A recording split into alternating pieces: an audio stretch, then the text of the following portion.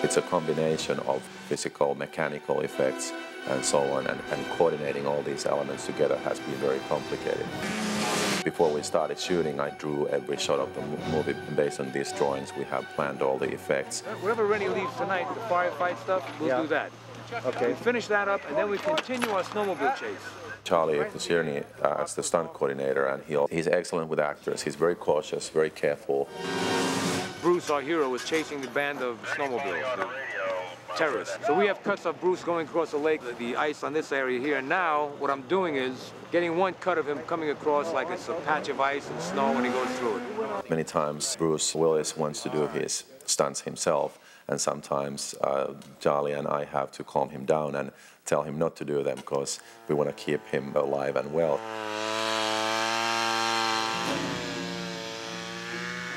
To make it look as hazardous as possible, we're going to break up the ice a little bit and have the snowmobile come flying through and splash water up to try and give him what he wants. He's excellent because there's a certain coordination of mixing real actors and stuntmen and so on, and so we try to use doubles whenever we can. It'll probably go down a little bit. You'll see it go down a little bit. It won't sink. It'll skim right over the top of it. Because the snowmobiles, the way they're built, they're almost like a jet ski in a way. They're light enough to do the kind of stuff that we want to do with them. So they're a good machine as opposed to some of the other ones, and not as maneuverable. What is very important about stunts is that they are done right and safely, and they still give the experience of seeing something new, seeing something spectacular. You're going to start with, you have a long lens, probably 300 millimeter or 180. You're going to start way, see that light down there? I mean long as far as time. So I'm going to tell you. Oh, okay. Start way down there and come. You don't work fast in cold weather. We were in some high altitude, and the crew tires quickly from that. From that angle there, from that distance, you can blow snow this far? Yes, sir. Perfect. Okay, roll camera. You got speed. Speed.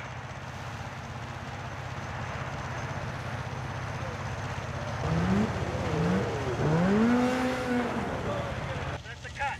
We've been averaging 10 degrees below, 15 below zero for a lot of nights now.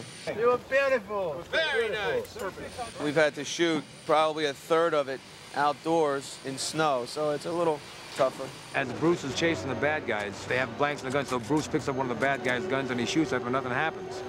So in the meantime, he's chasing them, now they chase him. And at the end of the chase, he jumps this big hill, they're firing at him, they blow the snowmobile up, and he gets blown off it. And the way I do that is we have what we call an air ratchet.